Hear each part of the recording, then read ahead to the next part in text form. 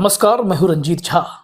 हमारे तमाम सम्मानित दर्शकों को 2024 नया साल मुबारक हो। ढेरों मंगल कामनाएं, आप खूब तरक्की करें और यह देश भी सही रास्ते पर चले, इसके लिए जरूर दुआ करें। चलिए खबर पर आते हैं।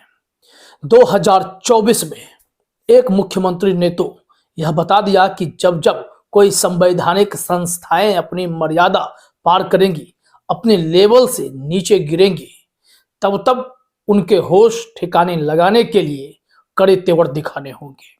झारखंड के सीएम हेमंत सोरेन ने वही तेवर दिखाए और संवैधानिक संस्था ईडी जो अपने स्तर से नीचे गिरते जा रही थी, उसके तेवर ठंडे कर दिए।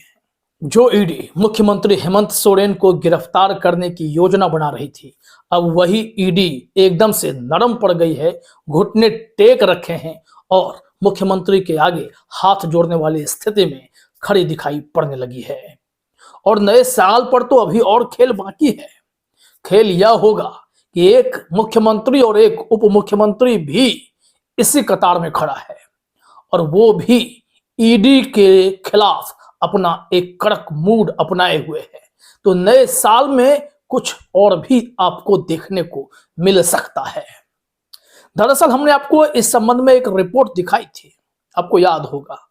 उस रिपोर्ट में हमने बताया था कि कैसे इन दो सीएम ने और एक उप मुख्यमंत्री ने ईडी के होश उड़ा रखे हैं और इस वक्त मुख्यमंत्री हेमंत सोरेन के आगे ईडी ने अब अपने आप को नतमस्तक कर दिया है और समन तो भेजा है, 7वां समन है, लेकिन इस बार अकर ढीले पड़े हुए हैं। कहा जा रहा है कि जगह समय आप तय कर लीजिए, यह पत्र है, इसे समन ही समझा जाए, आप जैसे कहेंगे हम आपके पास आएंगे। यहां हम आपको बयान दर्ज करने के लिए बुला रहे थे। 7वें समन में जाकर यह खुलासा किया गया है कि बयान दर्ज करने के लिए ही बुला रहे थे। जरा देखिए, यह खबर हम आपको दिखाते हैं, फिर हम आपको बताएंगे कि कैसे दिल्ली के मुख्यमंत्री अरविंद केजरीवाल और बिहार के उप मुख्यमंत्री तेजस्वी यादव भी इस बार मूड बनाए हुए हैं, क्योंकि इन सब को फिर से समन भेजा गया। और जब समन भेजा गया है तो वहां तो अभी तक क्लियर नहीं है, लेकिन हेमंत सोरेन के आगे अब ईडी ने हाथ जोड़ रखे हैं। जबकि ईडी की प्लानिंग थी हेमंत सोरेन की गिरफ्तारी की, लेकिन हेमंत सोरेन को गिरफ्तार करना इतना आसान है नहीं जितना ईडी को लग रहा था। क्योंकि एक जो माइनिंग लीज का मामला था, उसमें हाईकोर्ट से हेमंत सोरेन को राहत मिल गई और अब जमीन आवंटन मामले में ईडी उनके चक्कर काट रही है और उन्हें लगता है कि यहां भी हेमंत सोरेन को वो अपने गिरफ्त में ले लेंगे, लेकिन संभव नहीं हो पाया। 6 समन का भी जब हेमंत सोरेन ने कोई भी नोटिस नहीं लिया और बता दिया कि हम आपसे ना डरते हैं ना घबराते हैं, अगर आप संवैधानिक संस्था है तो एक संवैधानिक पद पर बैठा हुआ मुख्यमंत्री मैं भी हूं। हेमंत सोरेन ने यह साफ संदेश दिया और 7वें समन में ईडी प्रार्थना वाले मोड में नजर आ गई है। रिपोर्ट देखिए यहां पर क्या लिखा जा रहा है। जमीन घोटाले के मामले में झारखंड के मुख्यमंत्री हेमंत सोरेन से पूछताछ के लिए प्रवर्तन निदेशालय ने उन्हें आखिरी नोटिस दिया है। इसके साथ ही केंद्रीय एजेंसी ने सोरेन को मन मुताबिक जगह और समय बताने को कहा है, ताकि ईडी के अधिकारी जाकर उनसे पूछताछ कर सकें। इस रिपोर्ट में थोड़ा और देखिए। चूंकि हमने बार बार कहा कि ईडी गिरफ्तार करने के मूड में थी, लेकिन अब तेवर ठंडे हैं। शायद आला कमान का आदेश होगा कि अभी एक्शन लेने का वक्त आया नहीं है। आप गिरफ्तारी करेंगे कैसे? अगर एक संवैधानिक संस्था यानी ईडी के खिलाफ एक संवैधानिक पद पर बैठा हुआ मुख्यमंत्री ही टकराव की स्थिति में आ जाए तो क्या होगा? तो निश्चित तौर पर इस संस्था के आगे एक राज्य अपनी शक्ति भी दिखा सकता है, अगर हालात वैसे उत्पन्न हो जाएंगे तो। लेकिन भगवान करे ऐसा ना हो, देश में ऐसा कुछ भी ना हो जो संविधान के पूरी तरीके से खिलाफ चला जाए। फिर भी हेमंत सोरेन ने अपने तेवर से बता दिया है कि आपसे कम हम नहीं हैं और आपके तेवर को ठंडा करना हम जानते हैं। यहाँ लिखा हुआ है कि ईडी ने मुख्यमंत्री हेमंत सोरेन को भेजे गए समन में कहा है कि जमीन घोटाले मामले में उनका बयान दर्ज करना बेहद जरूरी है। इसलिए ईडी उनकी मनमर्जी के मुताबिक बयान रिकॉर्ड करने के लिए तैयार है। इस मामले में ईडी उन्हें 6 बार पहले भी नोटिस जारी कर चुकी है। यहां कहा गया है कि पत्र को समन के रूप में देखें। खबर में ही लिखा हुआ है कि ईडी ने हेमंत को भेजे गए नोटिस में यह भी लिखा है कि इस पत्र को समन के रूप में ही देखा जाए। केंद्रीय एजेंसी ने कहा कि मुख्यमंत्री सोरेन जमीन घोटाला मामले में अगले 2 दिनों के भीतर अपना बयान रिकॉर्ड कराएं। ईडी ने पत्र में यह भी लिखा है कि इस पत्र को समन के रूप में ही समझा जाए। अब यहां पर देखना यह होगा, क्या मुख्यमंत्री हेमंत सोरेन ईडी को अपने पास पूछताछ के लिए बुलाते हैं?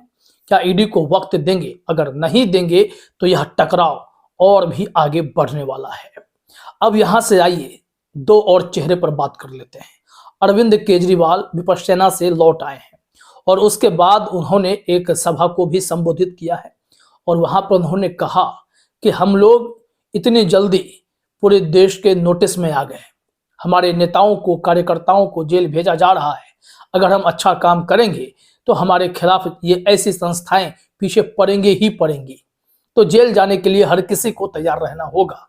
अरविंद केजरीवाल ने ऐसा बयान इस वक्त दिया है जब 3 जनवरी को नए साल में उन्हें भी नोटिस भेजा गया है कि आपको आना ही होगा। ईडी ने नोटिस भेज रखा है।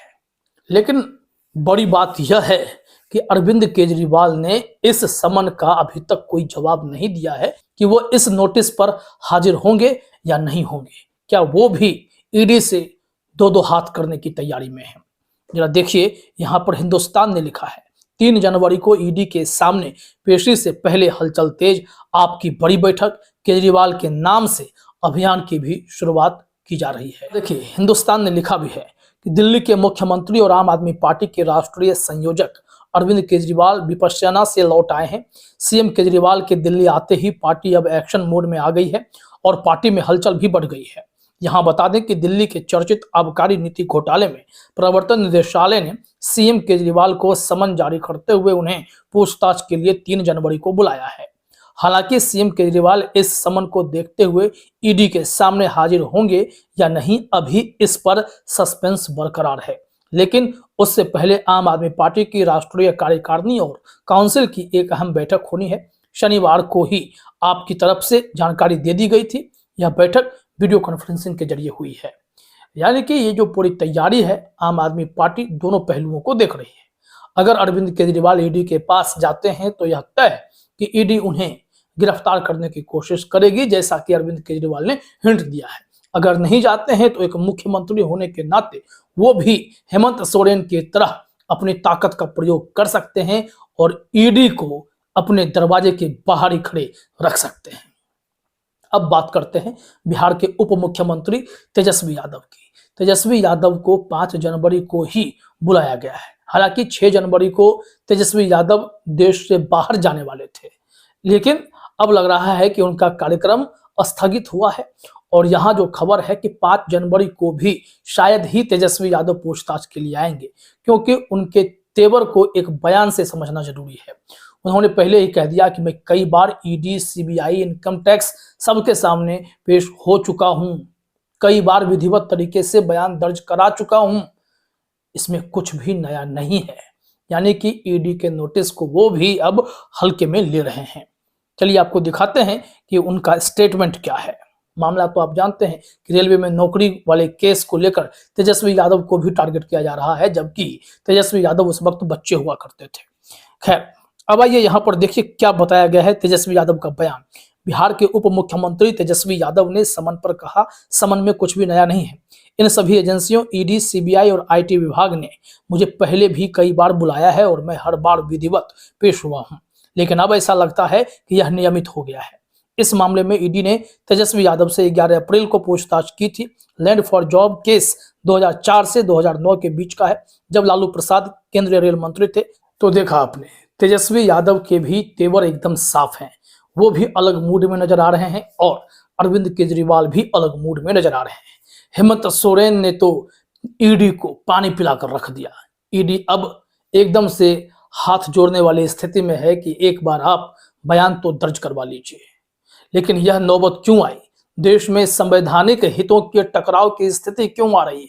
क्योंकि केंद्र में बैठी भाजपा सरकार ने साफ तौर पर इन जांच एजेंसियों का दुरुपयोग करना शुरू कर दिया है, जिसके चलते अब मुख्यमंत्रियों को भी अपने तेवर कड़े करने पड़ रहे हैं और इन जांच एजेंसियों को भी साफ तौर पर मैसेज दे रहे हैं कि अगर आप अड़ियल रवैया अपनाएंगे तो एक मुख्यमंत्री भी बहुत ताकतवर होता है। फिलहाल इस वीडियो में इतना ही। आप सभी का हमसे जुड़ने के लिए बहुत बहुत धन्यवाद।